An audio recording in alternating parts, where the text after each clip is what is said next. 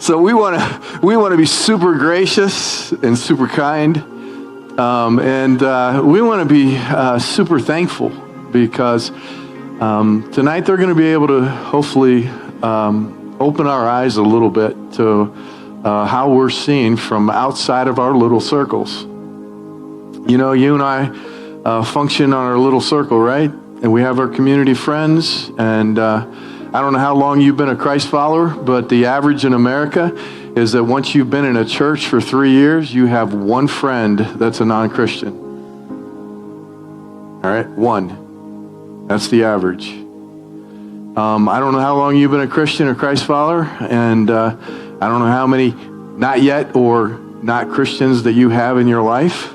I hope you have more than that one, but the truth is that's what the numbers say. And so we have a very closed understanding, intimate understanding of what others in our culture think and feel about the church. We do, because we don't hear from those people. And tonight we have a gift. We have a gift that our friends are going to be sharing with us. And so we want to be super thankful for that. And as we get ready, I'm going to open us up with a word of prayer, and Doug will come up. He'll introduce everybody, and we'll begin. All right? Let's pray together. God, thank you so much for this night. It is so good to be able to join together and hear. Lord, I pray that you would give us ears to hear. And as I pray on Sunday morning, I pray that you would give us minds to conceive. And I pray that you would also give us hearts to receive the message that each and every one of us need to hear this night. So be with us, but also with our friends. Lord, let them be able to relax. Let them be able to know that this is a safe place, a place they're going to be loved, no matter what they say. They're going to be loved and cared for. A place where they can walk away and know that they've experienced something that's beautiful here. Lord, we pray all this in your great name. And all God's people said, amen. Okay, guys. We on back there? There we go. Okay. If I could have my guests come on up and you can grab a seat of your choice. I'm going to park myself right here, and we'll get going here tonight. Derek said something that I kind of picked up on. It's a little surreal in terms of what we're doing here tonight, because I'd like for you just for a moment to think about if the tables were turned. And we'll just use this for an example. Let's say there was a gathering of very passionate atheists in the Phoenix community, and you were invited to serve on a panel like this with two other Christian people. And, you've heard of Daniel in the lion's den. It's kind of a flip-flop of that. And what you might feel like is you come to an evening like that. And so with that in mind, I hope you can get in touch with what it would be like for you to be up here where they are. And I don't even, we just met, so I don't know your stories. But I think what I've been told is presently, in terms of where you're at, you're a person who would be outside the church. This isn't something you regularly do. It's come to church buildings and hang out with people who are in the church. So in that sense, there's nothing up here that's staged. They don't know what I'm going to ask them and where this is going to go. But I do want you guys to be invited, maybe as we're going along, to pen down questions, things that get stirred up as we talk amongst ourselves up here, and that you truly would enter into this evening with a spirit of humility. I told them before we gathered out here, I said, I'm not sure a lot of people in the church might admit this, but we're lost. I mean, we're lost in this sense that over 20 million plus people in America have in the past few years left the church. It's a mass exodus. It's the greatest movement of what's going on in America, and it's called the de-churched movement. And People are leaving churches, and most of them are not coming back. And my thought is it possible that the church has some blind spots, and that maybe we just aren't, if we talk amongst ourselves all the time, maybe we just aren't really clued in to how we're coming across? Because here's the way I'm looking at it. If Jesus is the most exciting person of history, and he's definitely influenced more people in history, I think, arguably, than any other figure of mankind, how can the most exciting person of history, people are just saying, no thanks, I don't want any part of that? Something's wrong with that picture. And so I've asked my friends tonight maybe to be a part of that, and that you'd enter into this with humility and say, hey, what can I learn tonight? What can I hear from these folks? So with that being said, let's start with our rose among the thorns over here. And if you would introduce yourself and maybe in 3 minutes kind of tell us who you are, and just a quick synopsis of where you would put yourself, if you would say, in regards to church. In one sense, are you a person who's consistently flipping the church off? And I don't mean, there are people who do that. Yeah. And it's like, we want to understand that. Why so much anger towards the church? Are you a person who's like, hey, maybe at Christmas and Easter I show up? Kind of where you're at in relationship to this thing called church. And if you do that for us, I'd give us a little context and a backdrop in terms of where you're coming from tonight. So. Sure. Hi, my name is Sherry Walls. A little background is my dad is a retired pastor, and I attended church for a very long time. However, I have not been to church in over 12 years, and the reason being, and I do maybe come occasionally, like the Easter, the Christmas, to support my dad and my family, but I don't attend. One, I don't always feel that you're accepted as who you are, and very hypocritical. People say things or they talk behind your back, and that's been my experience, is they kill their own wounded. And that's why I'm very hesitant to go to church. Or I'm told, you're not a Christian because you do this or you do that, or, but I'm looking at their lives and they're no different than me. So the church signs that we have out front in a lot of our churches are overrated. Hey, come as you are, but you better not come this way, you better not come this way, and you better not do this. So in one sense, maybe the perception that we create with signs like that, come as you are, that hasn't been your experience, and you're like, hey, no, this is not a place where you can come as you are. Correct. Okay. Yes. Thank you. Hello, I'm Corbett. I was invited by Liz, so thank you. And I'm from Phoenix, born and raised. And yeah, I guess I've always been kind of like, I was raised in a mostly secular household. My grandparents worked for a Methodist church, and I was baptized Methodist as an infant, but we never really made it a priority. But I was also never deprived of like a religious experience.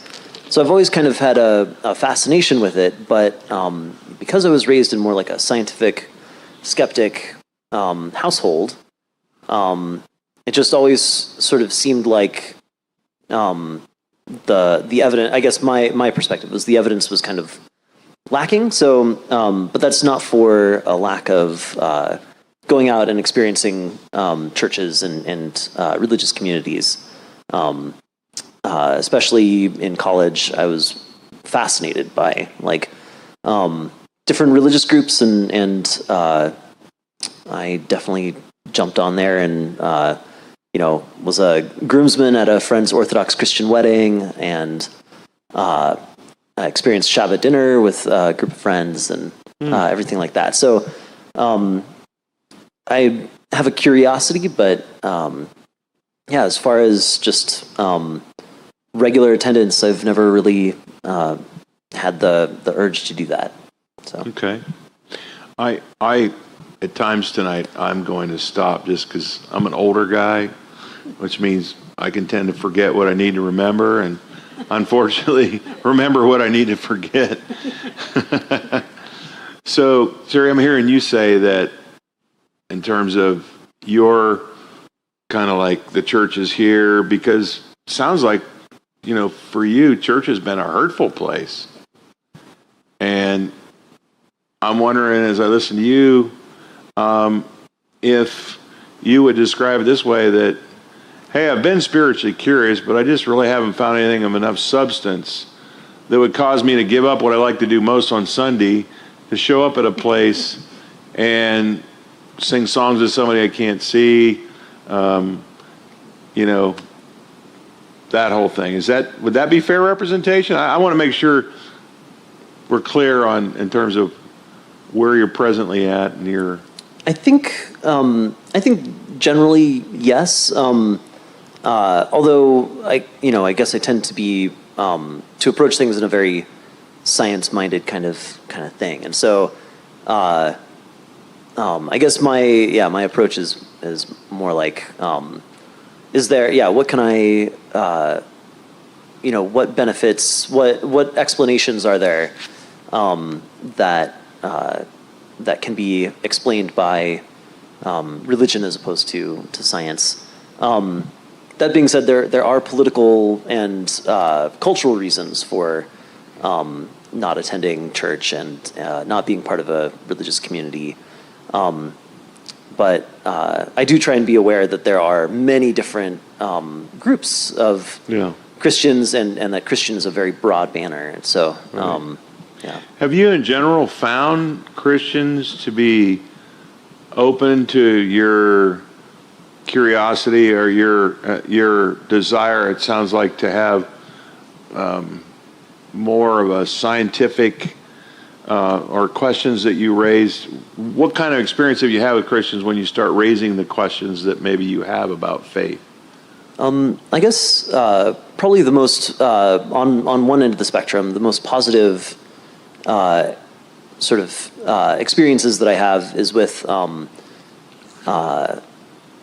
the kind of Christian who doesn't look for, who doesn't really engage in, apologetics, doesn't really try and explain Christianity through, or their faith through, logic and reason, and explains it as more of like personal feeling and experience. On the other end of that. Okay, I want to stop you because that really kind of causes me to scratch my head, because I'm thinking, if I heard you said that's kind of your background, the scientific, the being a curious. I would think the apologetics would be maybe compelling. I mean, at least you're finding that someone's trying to answer your questions in a logical, reasonable fashion. So that's what caught me off guard, is when you said you weren't probably as attracted as much to that as you were more to people talking about their own personal experience. Yeah, I guess part of that is that, I don't know, maybe a little bit of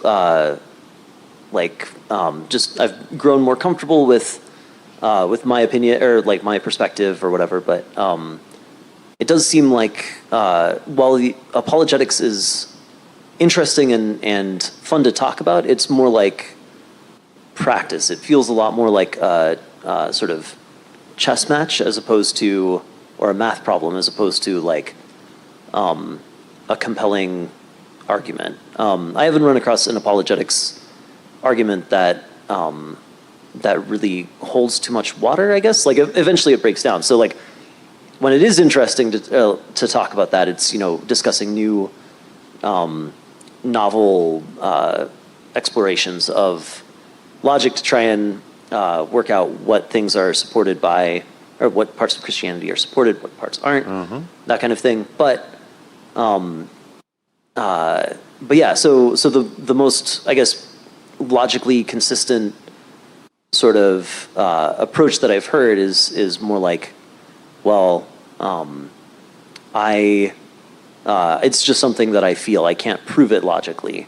And, that opens up the discussion to a lot of other things, like if you're not worried about the nitty gritty of like trying to prove, how many angels can dance on the head of a pin kind of thing, and we can start talking about, okay, well, how can we apply the values of Christianity as, these people, as like, the person I'm talking to feels like, I guess what they would want to apply their teachings towards, right? So, yeah. So it would be fair to say authenticity would be pretty compelling to you, to see somebody who has a personal faith and that it's having a personal impact on their daily life in a way that's observable, in a way that you can say, oh, wow, I really see how this works out in their life. Absolutely. Like, Okay. Quakers, for example, were the first, introduced the first boycott in history, and it was a boycott of slave-made goods. So this would have been back in the 1600s or something around then. But Quakers today are still very humanitarian sort of oriented action, and I respect that. Okay. Thanks. Daniel? Hello, I'm Daniel. My family and all my family and I are from Mexico. I came from Mexico almost 6 years ago. They all live in Texas. Well, most of them. Some live in Arizona and some live in California. My immediate family has gone through a very wide variety of religions. Well, some of them within the same Christianity, as we can catalog them. Some others not. Like, I have some family that are Jehovah's Witnesses, and some of them are Mormons. I have been taught so many things by all these different interjections, but my family ended up settling with Reformed Christians, particularly Presbyterians, and when we came to Texas, Baptists. They all use the same belief systems, core beliefs that come from the Calvinism and some Lutheranism, mainly the Calvinist points. I was involved with the church since I was about 10 years old. Well, I started attending church since I remember, but I was actively involved since I was like 10. I was involved in music since I was 11, all the way till I was 19. From years 11 to 16 in Mexico, and from years 16 to 19 here in the United States. I decided to break apart from it for some varied reasons, mainly an identity crisis that I had. One of my favorite hobbies is to think. I think and analyze everything. A lot of people take me for ignorant when they start talking about religion to me, but I was instructed in religion since I was really young. So I've read various books, and my brother taught me everything he knew about theology up until I was about 16 when we stopped, when the relationship broke. So yeah, I've been living in the United States for a while. I stopped going to church. My mom is not very happy about it. And I was invited by Weston, right there, because I guess I just wanted to raise a little bit my voice about what I've been going through. It's not being a very happy past 2 years and a half. So. Let me say, before I even ask this question, I wish we could live in more of a label-free culture. Yeah. But unfortunately, I've found that's more the exception, not the norm. If you guys would be willing to put a label on yourself in terms of, people use the terms atheist or agnostic, or you kind of use the language spiritually curious. And somebody walked up to you and said, hey, where are you at in this whole deal? I use the word de-churched. Sounds like that may be something you might find attractive. How would you respond to that? How would you, if you chose a label for yourself, instead of somebody else putting it there, you get a chance to authentically say, hey, this is where I'm at tonight as I sit here on the stage. I think roughly I can say that I'm an agnostic. Okay. Because the closest that I could find is I don't know if God exists.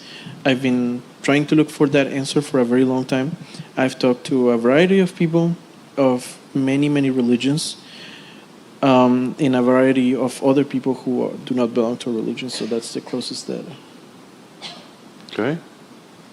For me, I guess probably more on the side of agnostic atheist with like a side of scientific skeptic.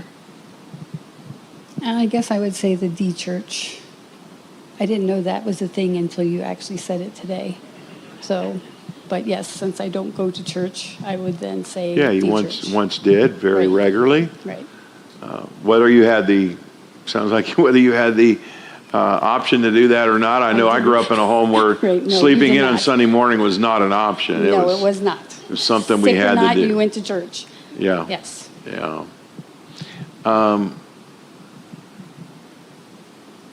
I know enough about this church. Like I said, I don't live here. I live in Cincinnati. But I do know enough about this church to know that they care about this community. They care about people. Talk, if you would, each one of you, what would you say to them in terms of if they were going to reach out to somebody like yourself, what would be something that might break down some of the barriers, the things that maybe keep you from church, keep you from being around the community called church? What would you find attractive? What would you find helpful? And you go, I think I could get into being a part of something like that. Well, And obviously, as I've encouraged you guys, keeping it real, hey, there's nothing they could do. That's obviously a legitimate answer. But I would like to know if that is your answer. Well, if there's nothing, why you chose that response. So, go ahead. I think for me it would be a very difficult thing to answer because every person that I talk to that are Christians comes from the assumption that God is real and that what they believe is the absolute. So very few people I've encountered, and most of them not Christians, that tell me, okay, we analyze what we believe here, and we don't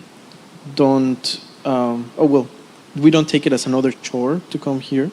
It's not like a fulfillment of, I have to go on Sunday to church.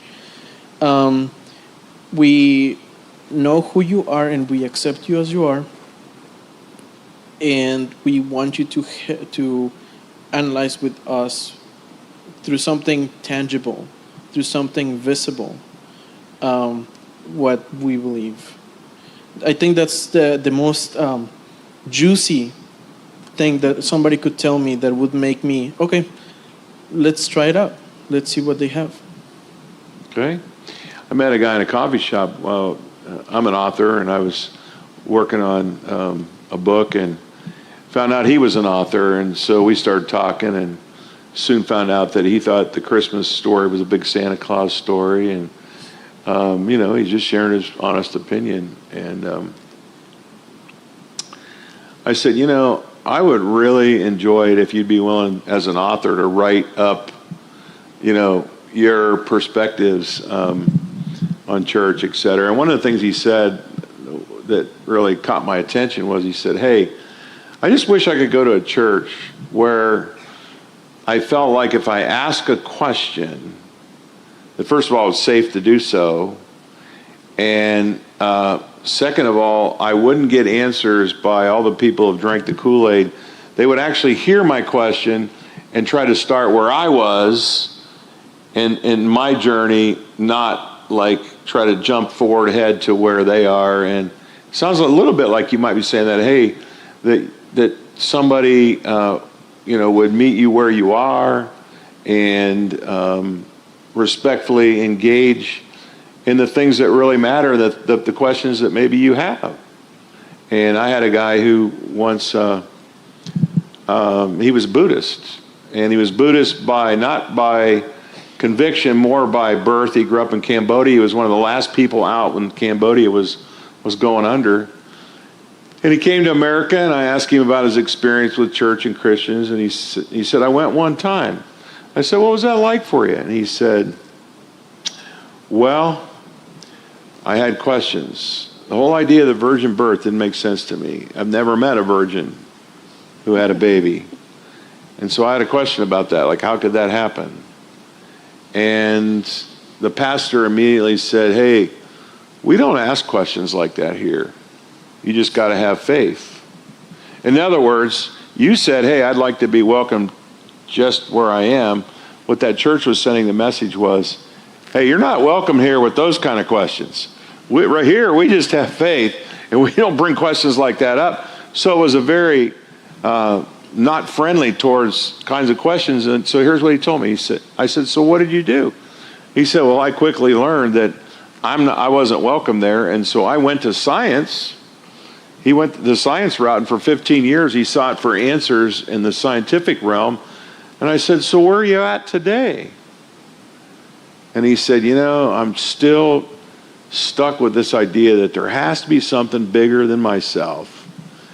There has to be a reason I've been put here, but at the same time, I've never really found anybody that would take those kind of questions and that conversation seriously. And it sounds to me like, in some ways, you're maybe saying the same thing. Hey, take me seriously when I say I want to talk about this and meet me where I am, not where you necessarily want me to be, or in the case of this church, this is not a question that you can ask here. Well, precisely that, because a few years ago, I went on a trip to Yucatan, which is the south of Mexico. I was part of the music group in the church. Uh-huh. And at the time, I was asking myself a lot of questions. This is when I remembered that I started asking myself questions. And we went there. It was great. The people of the new church that we were analyzing and learning from were very organized, and they were very honest about their history. They said, we've had a couple of splits between people who are more traditional, and we manage all those things. But one day, I was hearing a pastor and one of the elders mention something about a specific verse in the Bible that existed in some versions of the Bible, but didn't exist in other versions of the Bible. And that versions of like ancient writings found archaeologically and stuff like that. And then the question popped in my head, and I asked the pastor, like, while everybody was distracted, I was like, I have a question. I know this sounds stupid, but how do we know that the Bible is real? How do we know that what is written there has been there, and what it is there? Like, nobody changed it at some point of history. It's like, did you not read point of, how did he say? It's because it's difficult to translate.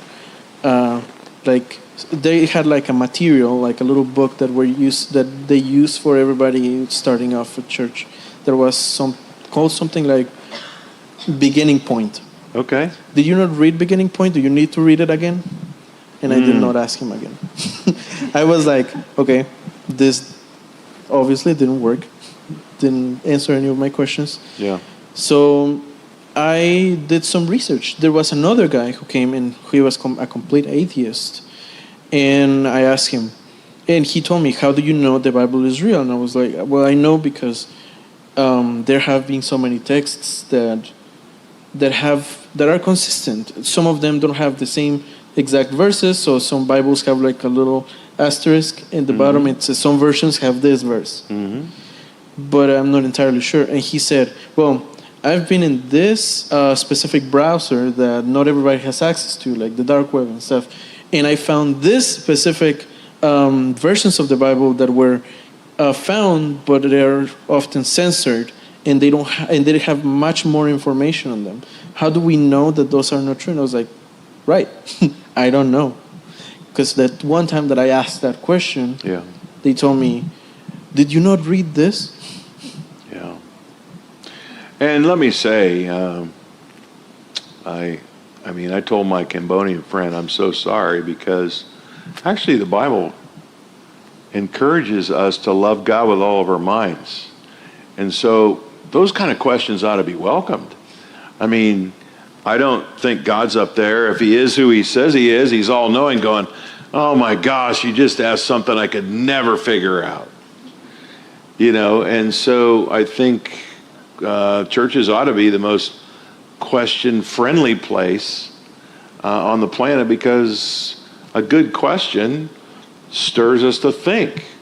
And we're told to love God with all our minds. So I think, unfortunately, I think personally that some Christians are insecure.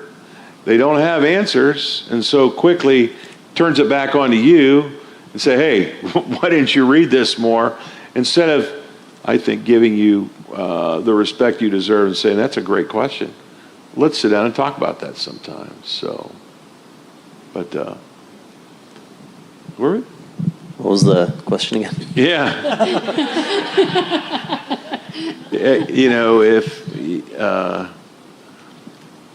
What would you want to tell this church in terms of something that would be attractive to you, and something that, in terms of the curiosity that you've talked about, that would appeal to you as somebody who presently is outside this community, but that might build a bridge between you and cause you to say, turn my head, I might give that a shot.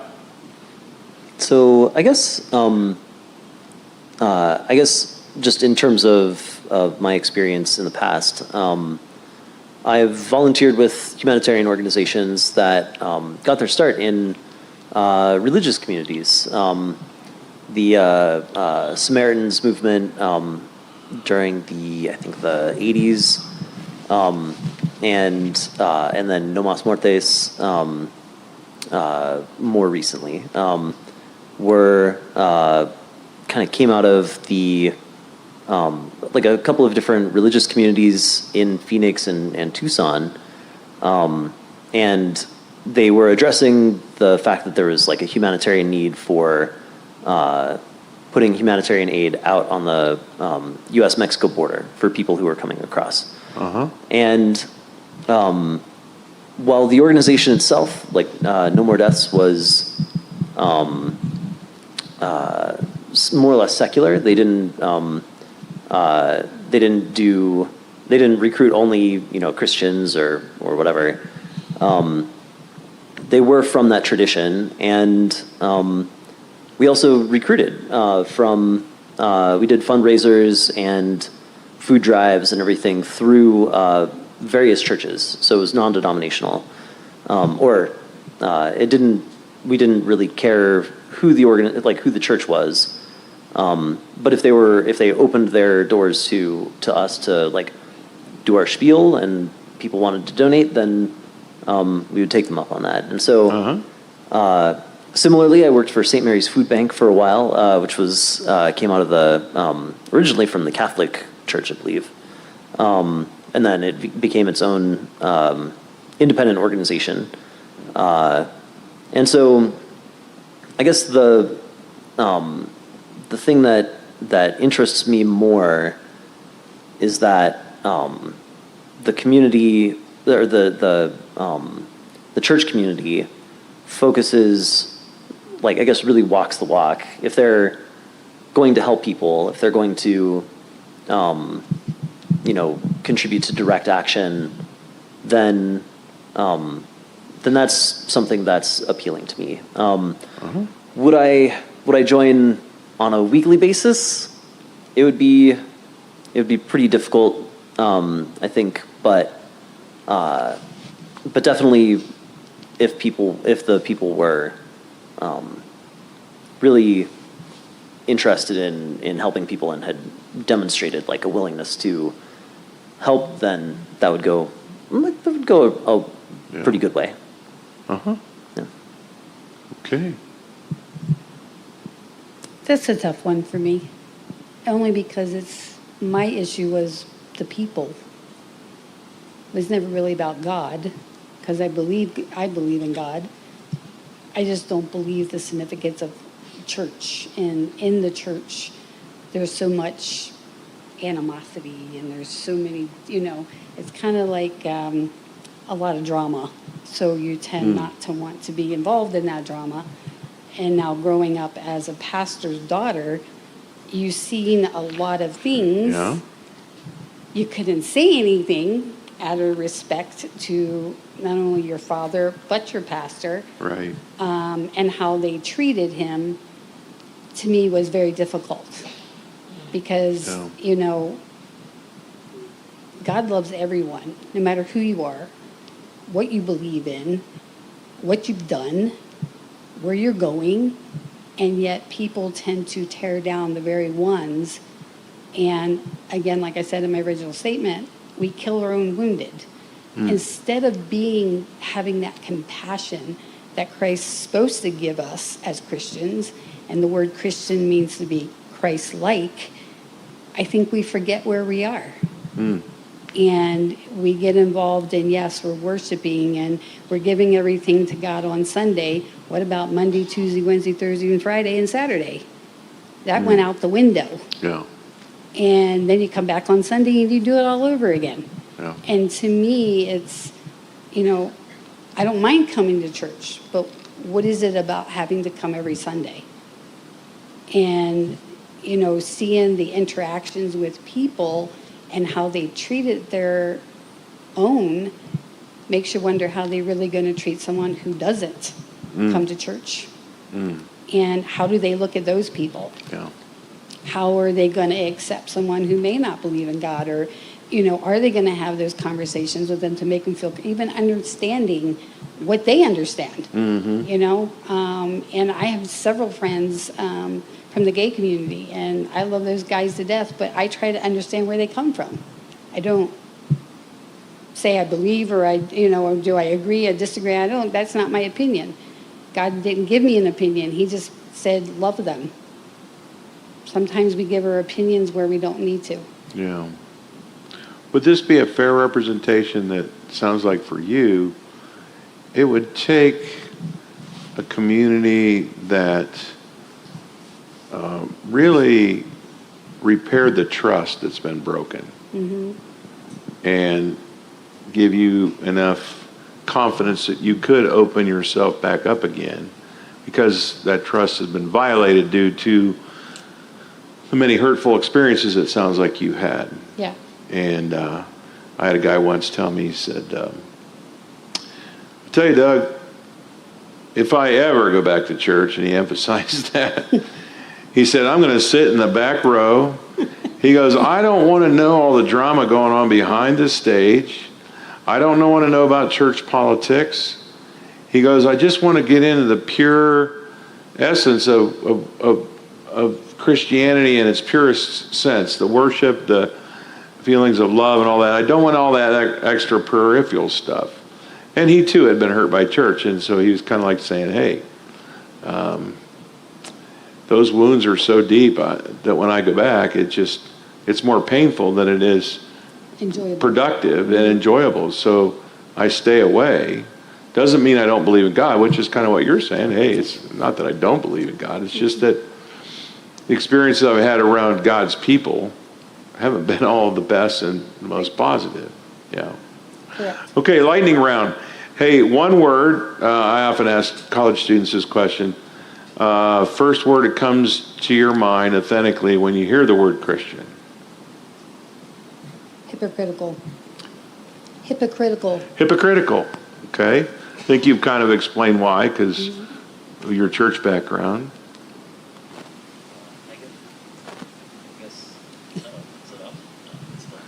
Did you hit the button there somewhere? It is on, yeah.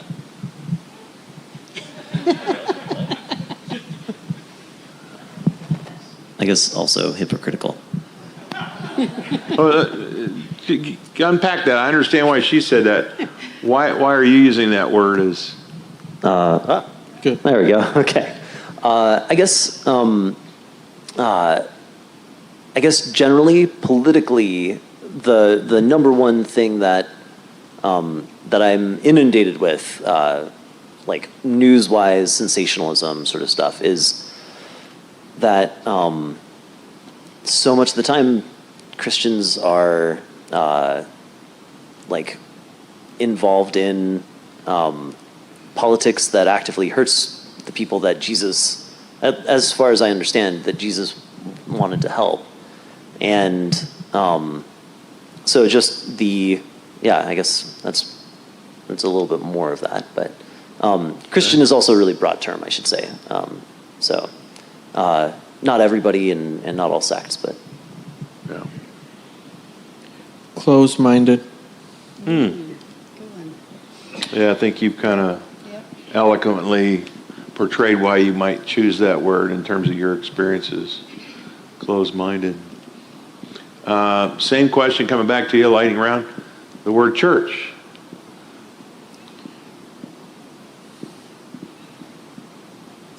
I feel like you need to think about this one a little bit. Always ladies first, right? Way to go. Good job over there. A place to gather. I know it's more than one word, but I gather place, I don't know. Architecture. There you go. Huh. Oh. I can't find the correct word to portray what I want to say. I would say like a bubble. Bubble. A bubble where everybody is Yeah. there That's a good and only place, yeah. there, and outside of that bubble there's nothing. So you're inside the bubble. It's or like you're the out. happy place where everybody is perfect. Uh-huh. Okay. All right.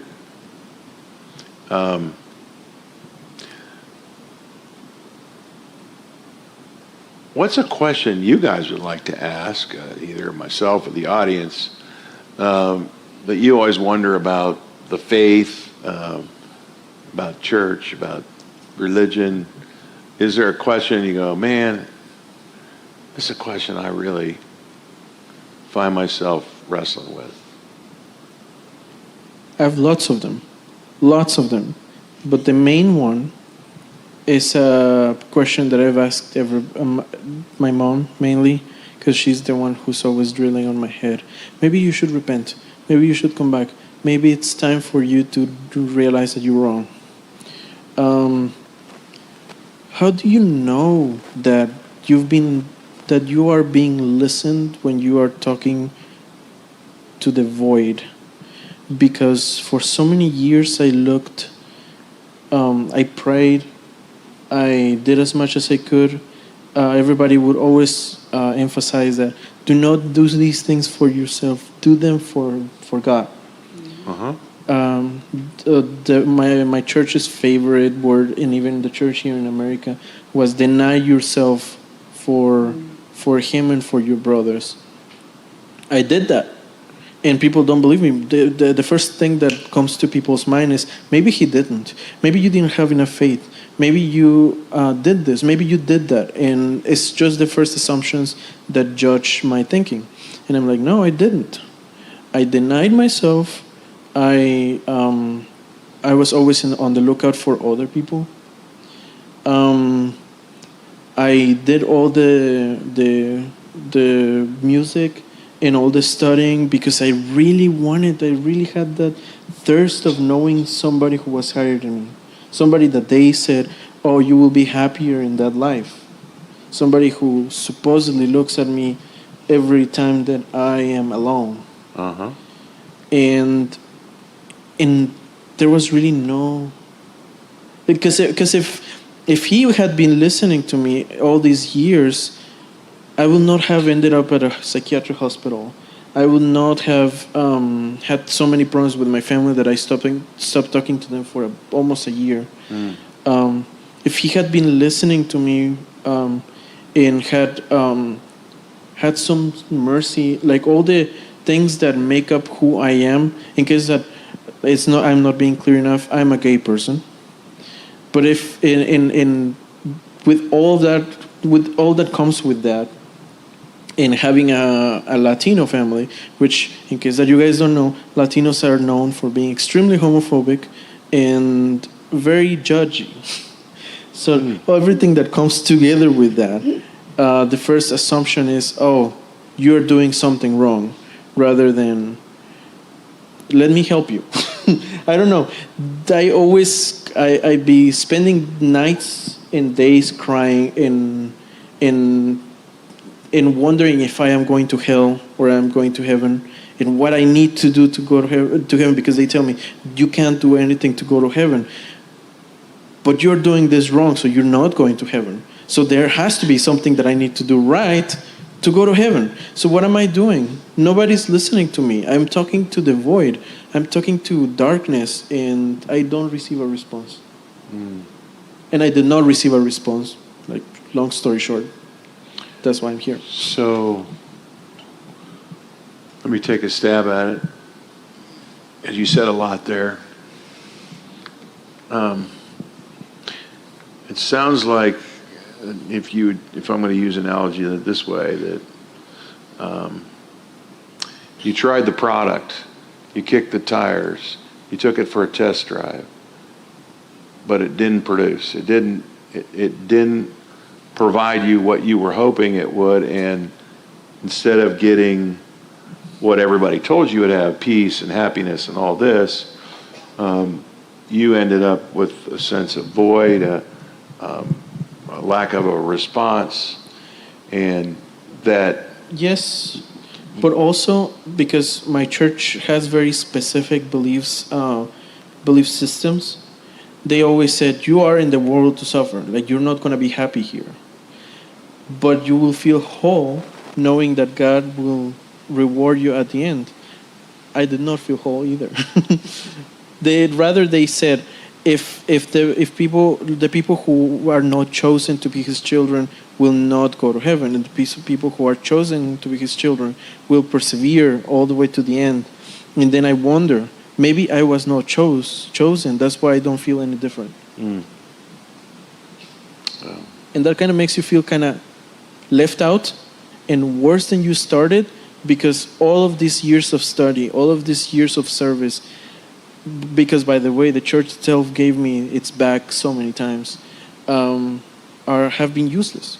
Like, all this knowledge, now I'm working on fixing myself because I'm just broken pieces on the floor.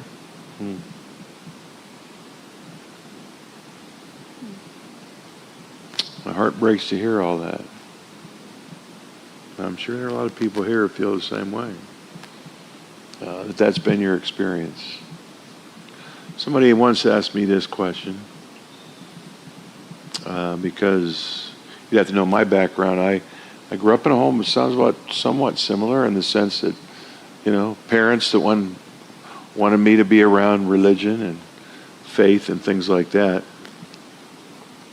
By the time I got in high school, the only way I could really resolve the tension is to live out the Dr. Jekyll and Mr. Hyde life. Around my parents and the people at church, I pretended and I faked it to make it.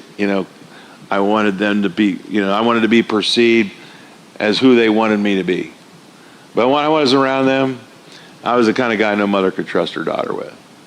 And I was living the life. I did really well in sports, so I was well known on college campus, the life of the party, rolled the biggest joints, pulled the craziest stunts. My locker room, my relationship with women, sadly to say, in a room mixed audience, was like a lot of guys in the locker room. How much can you get rather than how much can you give? I was a taker rather than a giver. And if somebody would ask me if I believed in God, I'd say, I think there is something bigger. When I look at this world, and this is no disrespect towards your view as an atheist, but I've often thought there has to be something bigger. If I was the only one on planet Earth and I'm walking down the beach and I see a sandcastle, And I look at it and go, and I'm the only one here. I didn't do that. And then I conclude that, well, apparently the waves just, I don't know, washed the sand up in such a way that the castle appeared. It didn't make sense to me. There had to be something bigger than myself that caused us to be here. But I too felt like there was this giant void. And someone asked me about that once, and I said, well, I guess for me, what I realized is the reason why that void was there is the same reason why a policeman or a robber can't find a policeman standing on the corner. That for many years of my life, I did not want to turn myself in. I wasn't willing to agree with God about the things that I was doing that I knew he wasn't pleased with. I wanted to live life my way. My dad used to say there's a right way and there's a wrong way and there's Doug's way. And actually there's a verse in the Bible that says that. You know, it says, all we like sheep have gone astray. We've each gone to our own way. And maybe you saw the movie, Forrest Gump, where Captain Dan is yelling and screaming at God in the storm. Is this the best storm you've got? And you see this guy who's indignant towards God. And for a lot of years, I lived that way. And when I came to a place where I realized that I was flying my stuff in God's face, in a sense, I was just flipping him off, just going, hey, I want to live life my way.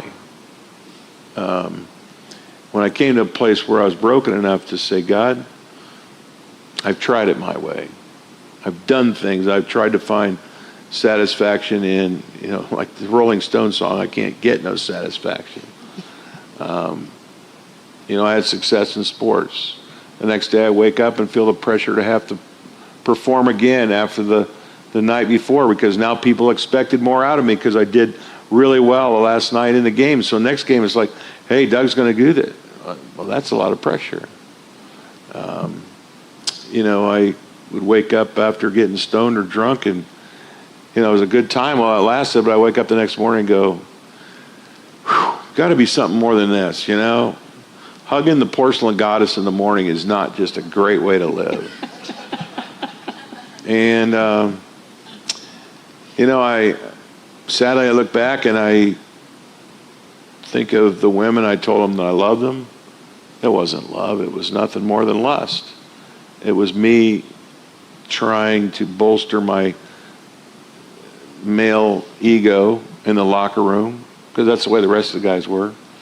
So, in other words, what I'm trying to say is probably the reason why I look back and look at the void is because in some ways it's kind of like, God, you go your way, I'll go mine. And when I finally in humility bowed my head and for the first time honored and honest, I actually offered an honest prayer. I made lots of prayers, when I was younger. Never got an answer. No answer from anybody. But the Bible says when we come to God on his terms, not ours, that God responds and reciprocates. And that's what I experienced, that all of a sudden the forgiveness of everything that I had done was just like a giant feed sack was lifted off my back. And I knew that there was a new spirit living in me. And I began to see answers to prayer for the first time. Like God actually began to respond to me. When I would talk to him, he would talk to me. And the Bible became alive. Instead of a book that was just written thousands of years ago and made no sense, I realized that the Bible is a spiritual book, and you actually have to have God's Spirit living inside of you to be able to interpret or to see it and understand and comprehend it, because they're spiritual words. It's like going to a movie, a 3D movie, without 3D glasses. It was fuzzy to me. I just found the Bible to be a boring book. But when this happened, and Jesus used these words, when you become born again, you get a new spirit. And the new spirit that he gives you changes you from the inside out. And what I realized I had for all those first 20 years was religion. Religion is just a bunch of man-made rituals and traditions that men make up about God, and they try to change you from the outside in. I experienced a real relationship with Christ where he began to talk with me along the way in life, and he began to change me from the inside out. That's a long answer to a short question, but I appreciated you asking that really good question. How about the rest of you? I was just going to ask, what does born again really mean? Okay. Derek, somebody out here, I don't want to, it's a conversation. Derek, you want to jump in? Actually, the word means born from above, and so it's a birth from God that's established in your life. So in that respect, if you say you don't go to church or you're not involved in the church community and you do pray to God, does he hear you? Sure. Okay. I was always told God didn't hear your prayers unless you were born again. That God hears our prayers. In the Old Testament, there's some passages that would indicate that if we cherish sin in our heart, the iniquity, that keeps us separate. In other words, God hears it, but in terms of his willingness to respond to it, that's on him. I just know for me, myself, I look back and I didn't have any answers to prayer my first 20 years of life. And like my analogy, it's because I was a robber who wouldn't turn himself into the policeman. I wasn't willing to. I cherished my sin. I loved my life and the things that I was a part of. It's just that after I tried it, I'm like, this is empty. There's something still missing. So when you did that, when you gave, how did you give that over to God or to Jesus? Did you just ask for forgiveness and then that was pretty much it? I was not in a church building. I was in the quietness of my apartment my junior year at Kent State University. And I just came to a place where I was, if you want to say, sick and tired of life my way. And I'm like, I had a friend on campus who was talking to me about a relationship with Christ. And I said, you know, I don't need to listen to him anymore. I can find out for myself. If Jesus really wants to live inside of me and give me his spirit, born from above, then I can find out the proof's in the pudding.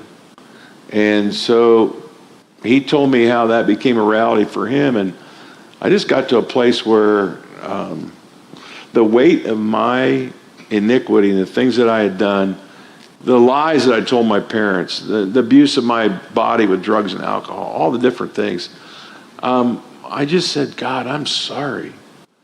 And I truly came to him with a sense of godly sorrow. And the Bible actually says that. It's godly sorrow that leads to repentance. And I had made prayers before. My girlfriend, my sophomore year, I thought I got her pregnant, and I did one of those things. Maybe you saw the movie The End, where, God, if you get me out of this jam, I'll give you my whole life. Mm-hmm. And I sat out in my 68 Rally Sport Camaro, and I was just thinking about how my life was going to change. And she came out and told me she was pregnant. I said, I love this girl, but I'm not ready to get married to her. I'm not ready to commit myself. Certainly not ready to be a father at 20 years of age. And I just started making deals with God. Which when you think about the arrogance of that, it's like, who am I to make deals with the Almighty? But that's what I was doing.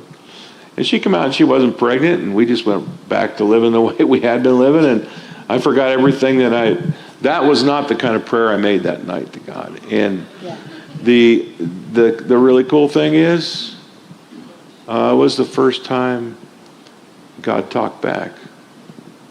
And I felt like there was a syringe that he just literally sucked out all the venom inside of me, all the things. And Derek talked about born from above. I got this new spirit. And I knew it wasn't a spirit I'd ever experienced before, because my life got radically began to change. I could begin to go to parties without altering my state of consciousness.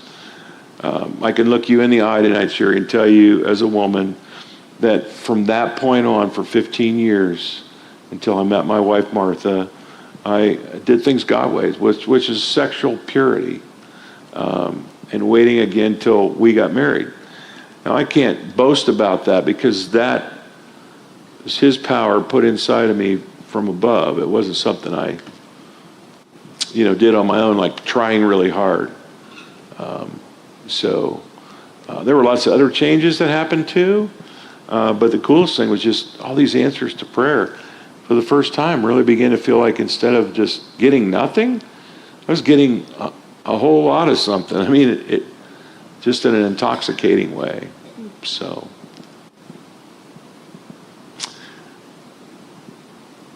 I guess. You're going to ask, what was the question again? A lot of water's gone under this dam. Let's see. I guess they're generally, like, I have about 3 questions that just like that are a little bit more don't necessarily require an answer, but I guess the one of them is like, if an entity of this is a little bit more of like an apologetics question, but if an entity arrived on Earth and proclaimed that it was the Christian God, what miracle could it perform? What act could it perform to prove that it was God?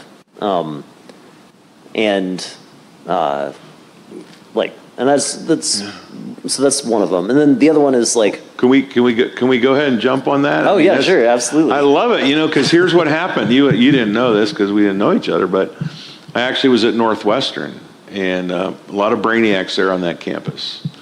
And I was in a fraternity speaking, and just for fun to kind of go down that path, I said, and I had found out ahead of time who the wildest guy in the house was.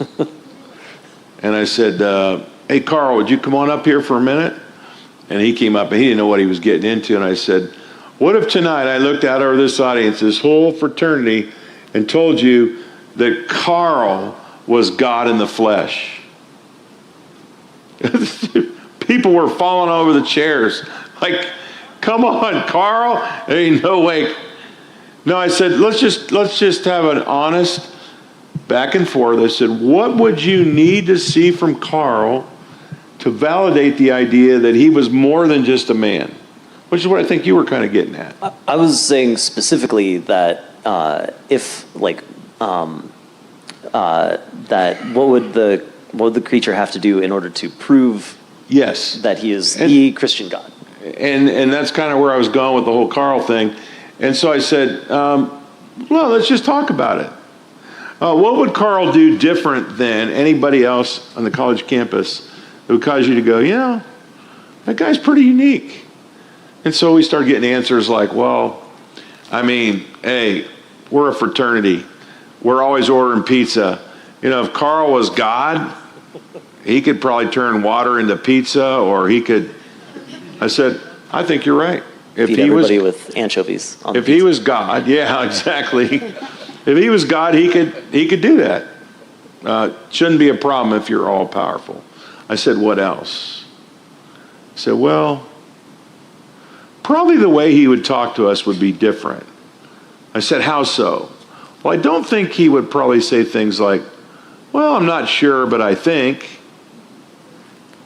Because if he were God and he knew, why wouldn't he speak more authoritatively as, I said, that's a good one. What else you got? And what was interesting is they started to come up with this construct of what it would take to answer your question. And here are some other things they came up with. We would expect Carl to live a way different life than the college lifestyle scene. That there'd be a sense of purity. There'd be a sense that we'd never see him lie, never see him cheat on a school test. That he would do stuff that's just set him apart from the rest of us. I think that's fair. anything else? And they're like, well, yeah, I mean, let's face it. We're in Northwestern. It gets cold here in the wintertime. There's days we get up and we don't want to go out to class and the weather's terrible, and Carl could just get up and go, cease. Snap his fingers and the snow would stop or it would warm up. I go, yeah. I said, when they got done, and I was writing all these down on a board, and I said, I think you guys have come up with a great list.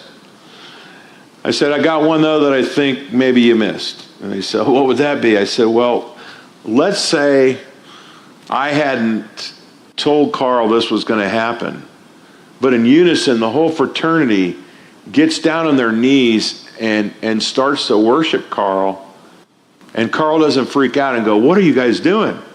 He actually accepts the worship because he's worthy of it, because he knows who he is. And they're like, you're right, and we never thought of that one. I said, okay, you guys have created your own construct. Now let's go out through history and let's drop names in. Who can fill the bill? Moses killed a man. Great religious leader, X him out. Abraham lied. We start going through the list of all the great religious leaders. I said, Jesus. Everybody stopped and they're chewing on it. It's like, I might have one there. And I said, well, I'm not trying to, persuade you otherwise, but I'm saying for me, here's why I believe that he fits the bill. Not only did he, all those things in terms of the Bible, when he spoke, he spoke as one of with authority. When he changed water into wine, and he walked on water. He calmed the storms, according to the stories, and he healed people. He had power over sickness and disease. And when people worshiped him, he didn't get put out by it. He actually received it. Furthermore, Jesus actually said he was God in the flesh, and he said, if you kill me, or when my body is crushed, I will rise again in 3 days. And I said, for me, you can put Buddha in there, you can put Confucius in there, Muhammad in there. They were great men who had some great ideas about life, but only Jesus claimed that he would be put in the tomb and rise again. To me, anybody who was God in the flesh had to have power over death. And so the real question is there any evidence for Jesus' resurrection from the dead to verify who he really is?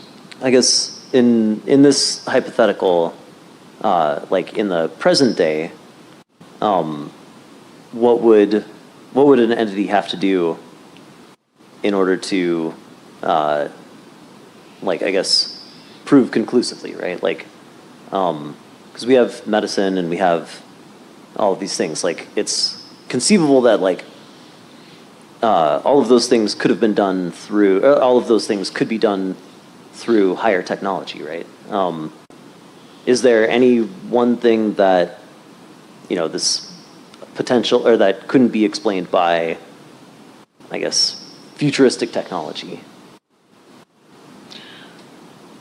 Or smoke and mirrors. I mean, there's all kinds of, Chris Angel, mind freak, that dude does some stuff that will blow you away. And you're going, how did he do that? And I think, I don't think we should look at faith as a blind leap into the dark, which some people have suggested. Or, hey, I'll stand on the cliff and I'm going to jump and the net will appear. That's blind faith. I think faith is only strong as the object that you put it in. And right now, each one of you are demonstrating faith. You're sitting in these blue chairs. You must have been confident that they would hold you up. And if you wouldn't have been, I'm not sure that you would have sat down in them. If they only had 3 legs, you're going, I'm not so sure about this chair. And so in one sense, you demonstrated faith based on an objective reality. And I would say for myself, that's what the Christian faith is for me. And in a lot of ways, like yourself, I was a skeptic, and I was very skeptical. How do I know that the Bible I'm reading is really God's word? How do I know this isn't just been perverted by, people who, you maybe played this game where I tell you a story, it gets over to her, and we just only have 3 people here, and more than likely, when it gets over to her just with 3 people, it might be a little bit different than what I actually told you it was. And so how can we be confident that the Bible itself hasn't been distorted in that way?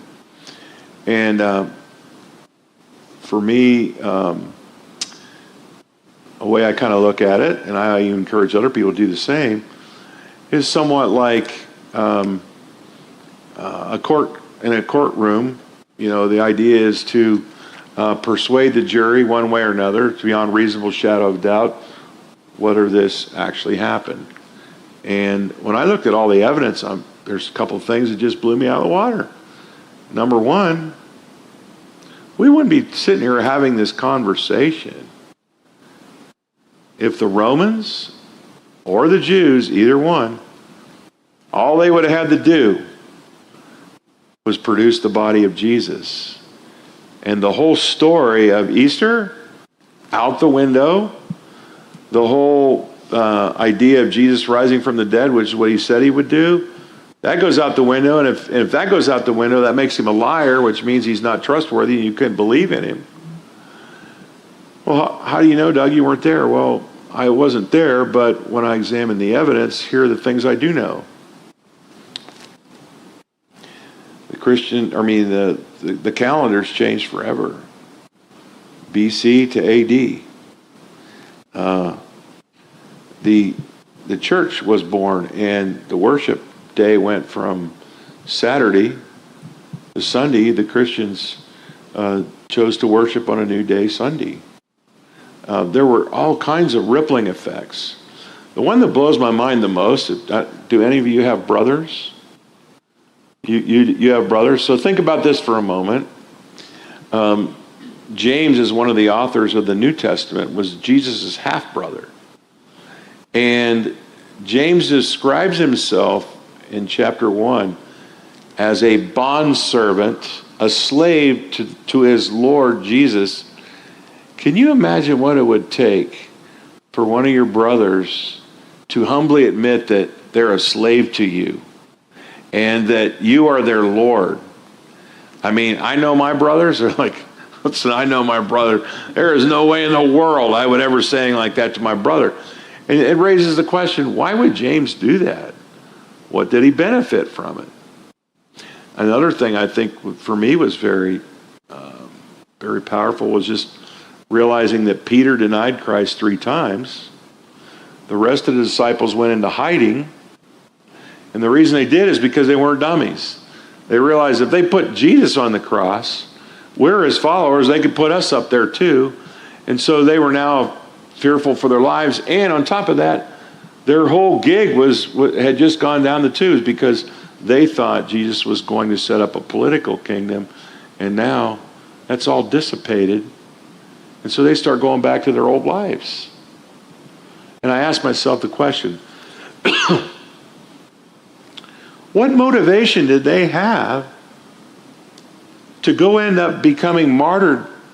All of them but one. Speared, beheaded, boiled in oil, crucified upside down, stoned to death. Not exactly the way I'd choose to end my life. But I believe they must have seen Jesus who rose from the dead, and that so gave them the confidence that who he said he was, that they began to go proclaim this message of Easter, that he's risen. And then for me, of course, the proof came when I experienced that new life myself, and Jesus giving me his Spirit. Sorry for the long answer, but that's when I was at Northwestern, the guys there said, "Hey, that was very helpful. I've always thought Christianity was just a big religion." I said, "Oh, No, it's an historically documented. There's so many historical documents that are outside the story of the Bible that validate the fact that there was a Jesus. The question really becomes is, did he rise from the dead or not? Did Easter really happen? So, yeah. Sorry, because I would like to interject a little bit on this. Yes, go ahead. Because there is a story in Mexico about the main cathedral that they have, the Catholic Church. This cathedral is what most Mexicans base their faith on. In fact, they go and do their vows by kneeling and walking through specific paths already made to get there if they promise to do that, if God did something for them. But all of this started with an Indian man. His name was Juan Diego, if I'm not wrong. He went to the main how's it called, priest, the main Catholic priest who got to Mexico, and told him, hey, I just saw Virgin Mary, and she told me that she wanted a cathedral here for her. And he didn't believe him, of course, So he went away and came back, and he had a bunch of roses on his lap, on his tunic or whatever he was wearing, and these are called Rosa de Castilla, which is a rose that does not grow in certain seasons. So he shows it to him. He drops those roses, and there was a print of the Virgin Mary on his lap. So they built this cathedral, and now the Catholic Church considers that image of the Virgin Mary canonic to their whole beliefs, which make no sense for me. But it changed history. It also changed history. It made lots of people convert into Catholicism, and like this story, if we go into other religions like Muslims, they have lots and lots of ramifications, and each one of them have their sets of, this happened at a certain point of history in this specific country. In fact, they use a completely different calendar, and that calendar for them was affected by their specific historic events. So how can we be sure that if certain specific event that changed history in a certain way isn't just another religious ripoff? Yeah, very fair question. Very fair question. I don't want to dominate this evening. I'll be glad to answer that. If anybody else like to respond to that in terms of your own journey of faith.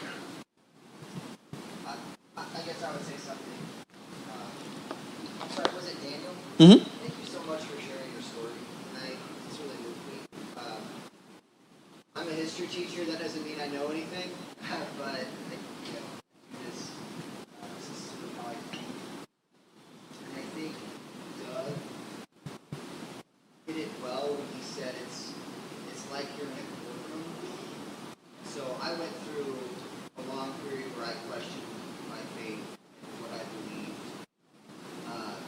I like to call myself a Socratic teacher. I think we need to follow our beloved, which is truth, wherever it will lead us. Mm-hmm. And be open to any question, and also be open to the answers we don't want. But when I've explored the histories of other religions, for me, I haven't been as convinced. I don't think that they've held up. And I think it is like being on a jury. There comes a point when you have to make a decision. So I know for me, a lot of it is my personal. I would say I have experienced God. I also think, just getting into arguments for theism, I don't think something comes from nothing. I think, like Einstein did, there has to be, or like Antony Flew believes, there has to be a superior mind behind the universe. There has to be something beyond matter. So once I get to that point, and I start start exploring the history of Christianity, I do, like, in my experience, I found it more convincing. Bart Ehrman, scholar at University of North Carolina, not a Christian, I really found his arguments for the authenticity of the New Testament really convincing. Yeah. So I'm totally with you. Just because something changes history does not mean it's good or accurate. And I think there are a lot of beliefs Christians hold. I wouldn't say core beliefs, but a lot of things we accept without conducting rigorous inquiry. But I would just encourage us all to keep conducting the inquiry, follow our beloved truth wherever it leads us. I hope that helps. And I want to clarify too that I don't, in saying all the things I've said, are there things I don't understand? Oh, heck yeah. Anybody who seems to have all the answers, I mean, I'm suspect of anybody that way because I'm like, anybody who can reduce God down to the finite, that you have all the answers, you no longer cease to be God. There should be some mystery. And I think in the mystery, there does come faith, but faith based on the known revealed facts. Mm-hmm. And then there are gaps in some of that, things that, I'm kind of going, I don't quite get that. And I'm willing, there's a verse in the Bible that says, lean not on your own understanding. And I think for a lot of years, I couldn't do anything unless I leaned on my own understanding. And I realized that that's not really a great way to do faith and do the Christian life, that I needed to, not a blind leap in the dark, but to investigate like he's saying. And I think we just had an experience this past week. We were up in St. George, and we went through the house of Brigham Young. And we were touring the house, and the gentleman who was giving us the tour was, of course, LDS. And he made a comment that he knew, beyond a shadow of a doubt, that Brigham Young was supposed to take over for Joseph Smith. And I said, well, you weren't there. How do you know that? I said, you say that so confidently. And he said, because, I have, the idea that the Mormons often say, the burning bosom, you have something on the inside that gives you confirmation. In other words, I've got this feeling that I know it's true.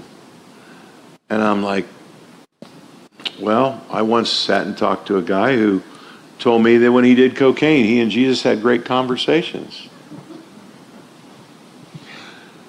When you start going down that path of, the people who felt like they saw, you really can't dispute someone's experience. I mean, it's their experience.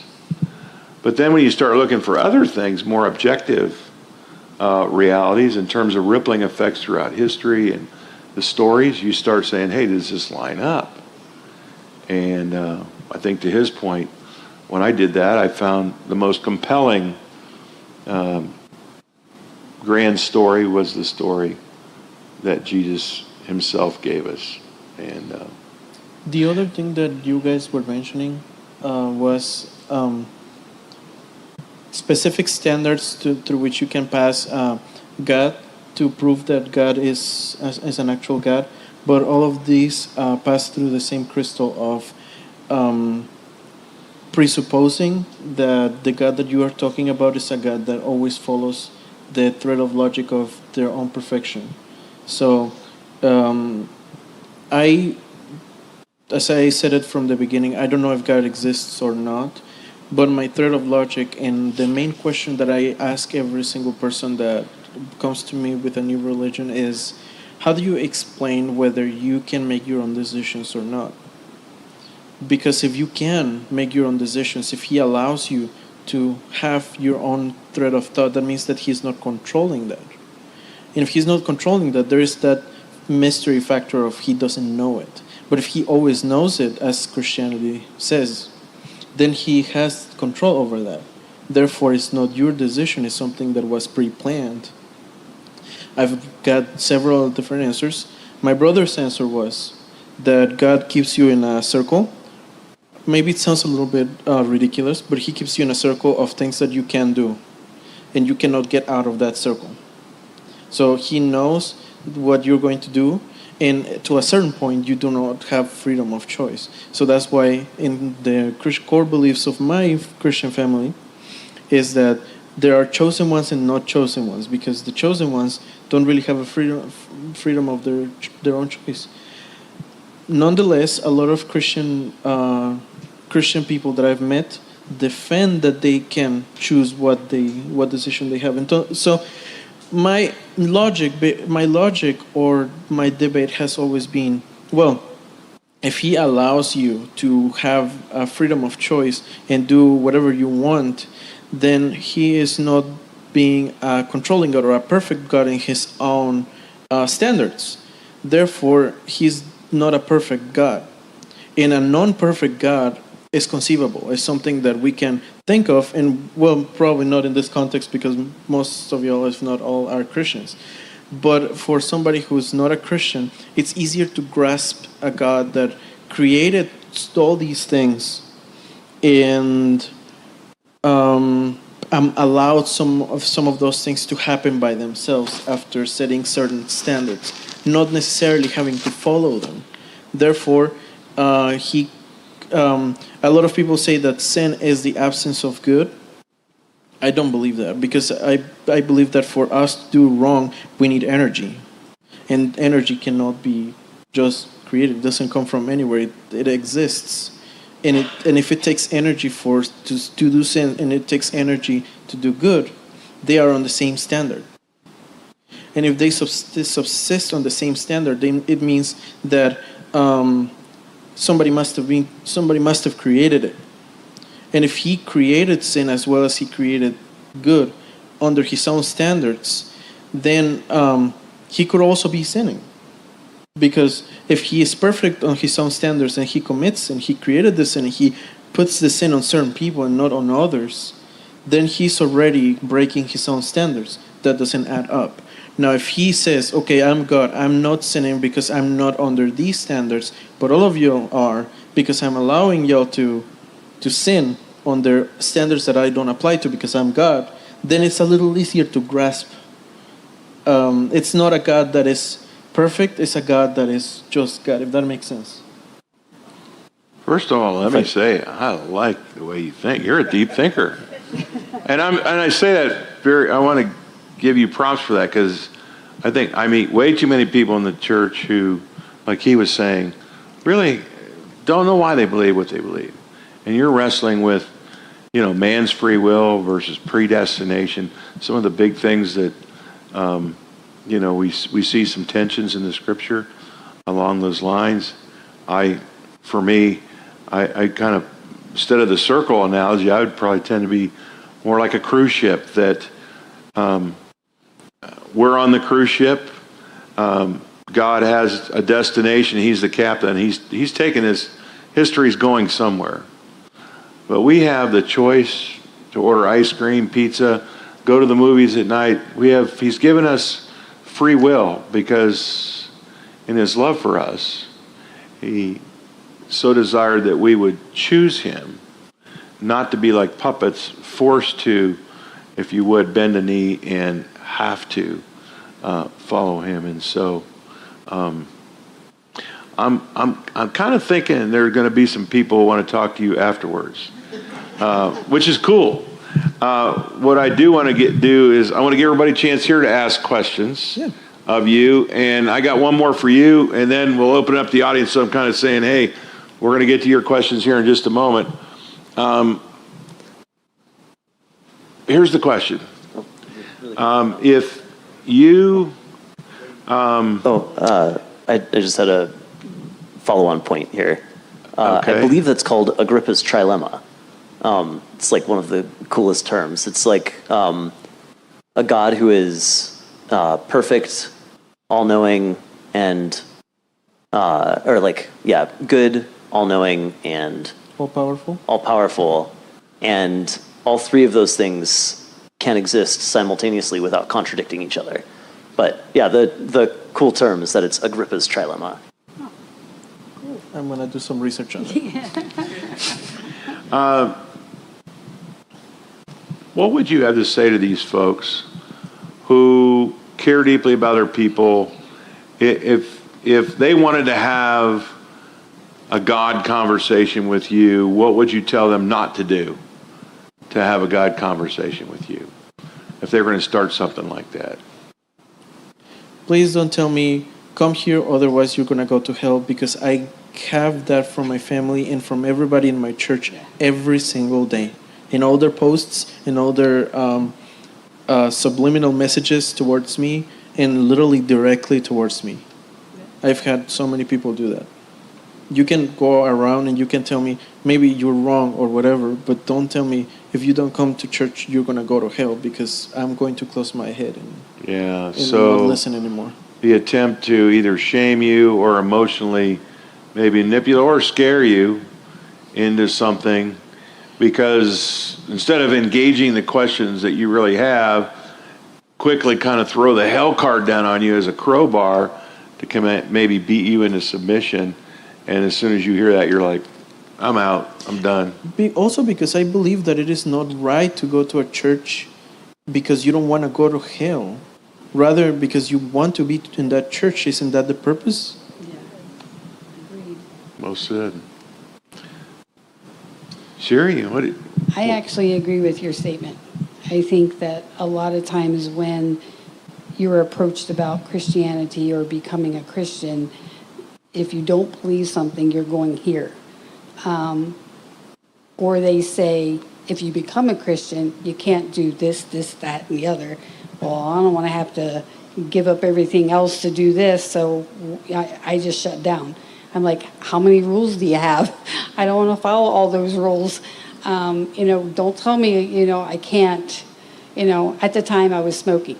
If you smoke a cigarette, you're going to hell. Yeah. Well, I'd smoke 2 packs. Yeah. I mean, or if you drink, you're going to hell. If you say a cuss word, you're going to hell. Right. And that's the one reason, well, I guess I shouldn't go to church, because I kind of do all 3. Someone once said this, that rules without a relationship leads to rebellion. And I think when you get around religion, man-made system of beliefs about God, people want to lay their rules on you. And usually the rules they want to lay on you are the things that maybe they got under control. Or that they, feel like... And so often people feel like I'm accepted or not accepted or rejected based on whether I live up to those rules. And a lot of people turn their back on that and rebel against that. Yeah, go ahead. In terms of what you would tell these folks not to do to have a God conversation with you. I think probably I'll pray for you, or let's stop, because I think most of these people out here would say that's a nice gesture. right. So help them understand why. Go ahead. I guess it in the context of the conversation, it feels a little condescending, like because I have my beliefs. I'm pretty confident in them, and I'm very happy to talk about all of the issues and everything like that. But at the same time, the idea of I'll pray for you kind of implies that I need saving or I need help, which if you look at it from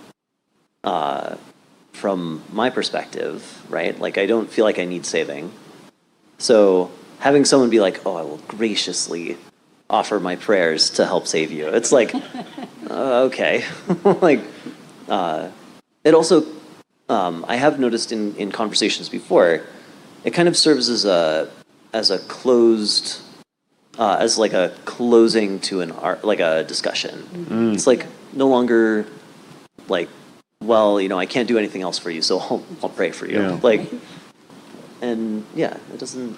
Where I'm thinking, if you returned the favor and said, well, I'm going to sacrifice a goat in your honor.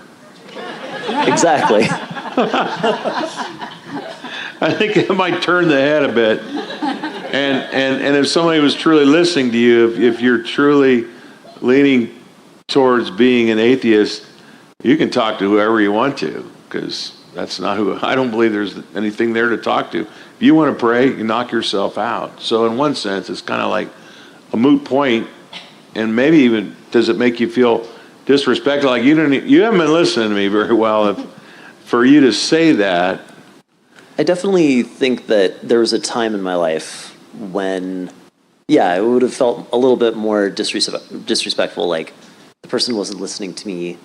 I think now it's more of like a moot point, but it does sort of serve to end, like, what discussion can you have after that, I guess, if my position is so immovable that the only person who could change anything is literal God. Like, right. Yeah.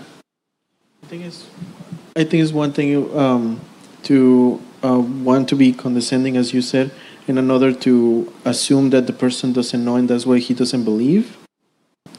Yeah. And saying, you know what, I'll pray for you because you're an ignorant. And I'm hoping that you will stop being ignorant and you will now believe. Well, I would say that's worth the price of coming here tonight to hear. You guys agree? I think that's very powerful. Thank you for sharing that. Sherry, you got anything you want to add before I open it up to the audience? Okay. No, I'm good. Do we have a roving mic? Yeah, here we go. So I know I saw a hand there. Fire away. First of all, thank you. It's been awesome. My question is for Daniel, and I just want to clarify something that I don't understand. I want to understand you better. You said sin versus good, and it's energy, right? You said to sin requires energy, and to be good also requires energy, and they're equivalent. In other words, they both require energy. Is that what you said? Yes.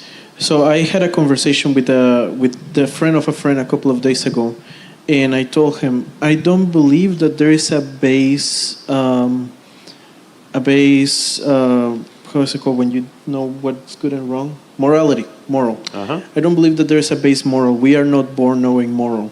There are things that we don't like done to us, but it's not moral, because if you are putting it through, moral is innate. Then you're already assuming that there's a good or wrong. And if we go in nature and we look at other animals kill other animals, and they don't feel any remorse. There are animals who kill their own species, and they don't feel any remorse. So I believe that moral is cultural, and that good and bad are on the same level, because they are cultural. It doesn't mean that in culture it is okay to do wrong, because we live in that culture. We can't just say, okay, I'm a feral human, I'll betray my fellow humans. Thank you for the clarification. I'm not sure I still understand, but but thank you for that. No problem. Other questions? Well, let me just Follow add up? to that. Yeah, because what I was thinking when you said that was like electricity, right? There's positive and negative ions. It's still electricity. It's still energy. But like in a magnet, for instance, it can repel or attract, right? Mm-hmm. So it's not equal. This is the way I was thinking. It's not equal. It could be a plus or a negative, like a battery, right? You have a plus and a negative. It's still energy, right? But it's used in a certain way. That was my thinking. So thank you for clarifying that. I think I understand your... Can I add to what you were saying? Of course. Okay. So if you put the example of electricity, I can put a similar example. So in physics, atoms that we know of have their own value, negative and positive. Some of the particles, because there are so many others. But there are other particles that were discovered that were negative, and they were still the same kind of particle, at the same level. and they existed on themselves. We cannot say that this particle is the absence of this particle because it's physical and it exists, it's tangible. So that's how I believe that good and bad are. So they are on the same level. Maybe we haven't discovered what the opposite of them are, but I believe that they are on the same level. They are the same substance. That's why they take energy to do, if that makes sense.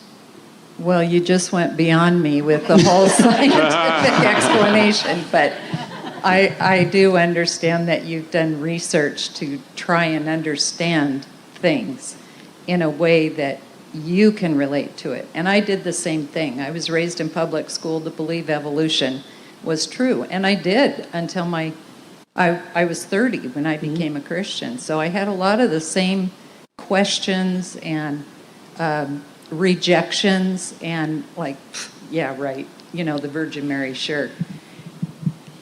For me, when I started doing studies on it, the gentleman over there said that became the most convincing.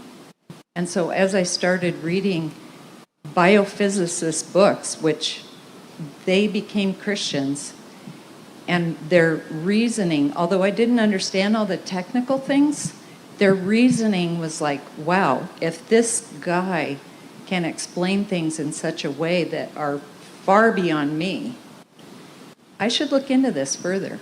I should read, what they're talking about. I should talk to other people and pursue it. Not wait for them to come to me, but pursue it because I want to know. I'm an overthinker, and anyway, thank you. The energy thing was what caught me. So thank you very much.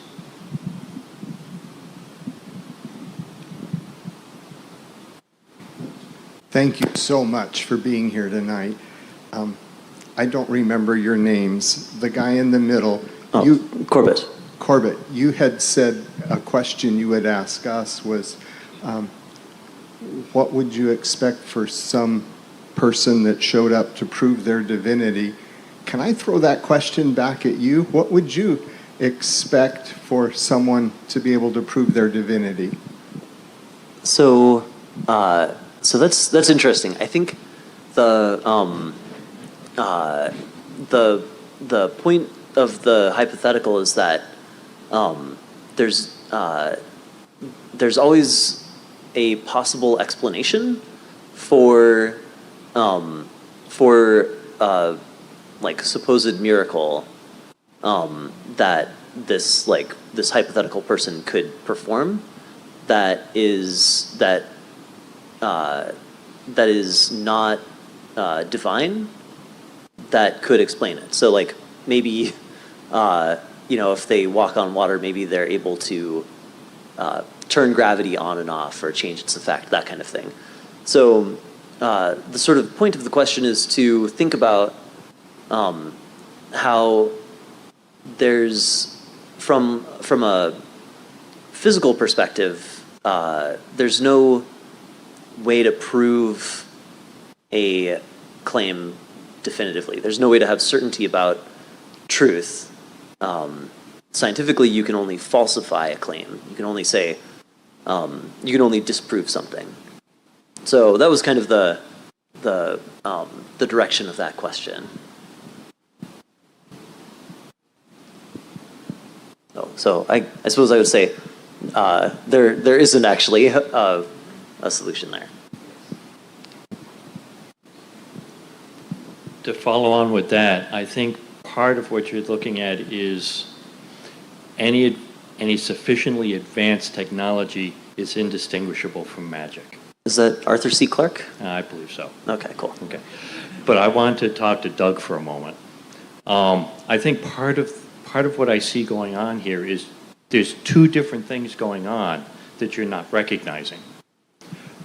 De-churching is one thing, but if they still have spirituality, that's an entirely different thing from being an atheist.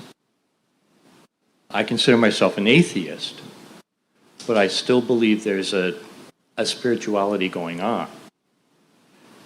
I don't believe that there's a higher power. I don't see it. I was trained as an engineer. I have to see something concrete. And because of what I just said, I can't see that. So there's two different issues going on here. Whether you believe in God and whether you want to go to church. And I see two entirely different things going on here. And you're conglomerating them together, and they're different. We as men tend to be compartmental thinkers, and I think I can see where you'd go there, and I'm certainly aware of the fact that we've been there tonight. We've been dancing in and out of those two categories. And I think we even get it confused in the church, like I'm talking about people who have religion, but aren't necessarily, their religion is based more on the following of rituals or traditions that were passed on to them. And the way you get your life change is for people in the community from the outside in to kind of whip you into shape or to bring you in line with whatever those rituals and traditions are. I'm talking tonight about myself. I experienced that, and I'm talking tonight about spirituality, a true spirituality in the sense Jesus said that he looked for worshipers who worshiped him in spirit and in truth, and that's a relational encounter that you have with God, and that starts from the inside and works its way out. And so often I think, we do confuse and muddle all these things, so it's always important to clarify terms. So I don't mind you doing, what you just did. I think you're right on the money.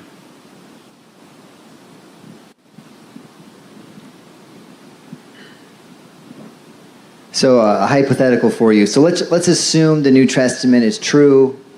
Jesus was a real person. He was good, radical love, all that. I'm wondering how you three think he would behave. Let's just say he shows up here in the United States. He's a normal dude, not famous. How does he engage in American politics? It's what time? He asked that question with 5 minutes left. He could spend the rest of the night. Why don't you just go ahead and say, would he vote for Donald Trump? I mean, Neutral. Refugee, not given, like his family wasn't given a place to stay. They had to go into a manger, and then he was persecuted for trying to feed people, trying to heal people, I know currently there are organizations that are persecuted by the legal structures currently that for trying to feed and house people who are unable to do that themselves for whatever reason. And I think one of the interesting things about the New Testament, like the story of Jesus, is that he was very much, critical of the power structures that were inhibiting the people's ability to get their needs met.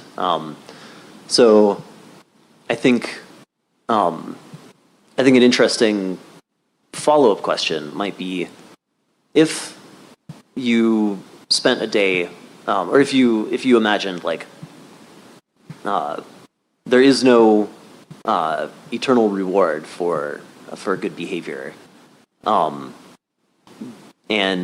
this kind of goes to what you're saying about morality being culturally defined. How would you behave? How would that influence? How would that knowledge change your behavior, or how would it go about? How do you go about your day? I personally think that if there is no divine afterlife, if there isn't this reward for good behavior, then suffering isn't really worth it. So you might as well take care of the people around you. And I don't think that's necessarily incompatible with with Christianity, really. But I think it's important to think about how does caring about the people around me really affect, or like, what does that mean? Why do I do that? Do I do that for some reward, or do I do it because that's the right thing to do? Yeah. I think if he was on earth today, he would be helping those that needed the help. I think he would be down in the trenches, down in the cities where people are homeless for whatever reason or struggling with addiction, or I think he would be in the amongst of those people, not in church. He would be out and helping others. From a religious standpoint, from a political standpoint, I think he would probably be very neutral. But I really think that he came, from what I believe, he came here to help those who needed the help. That was what he died for those who needed help. And we get so caught up in what we should do in the church, we forget about those who really need help. I had a daughter who struggled with addiction for 4 years, and to the point where she almost committed suicide.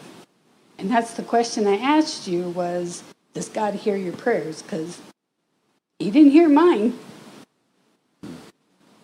So there are some times I wonder if he exists.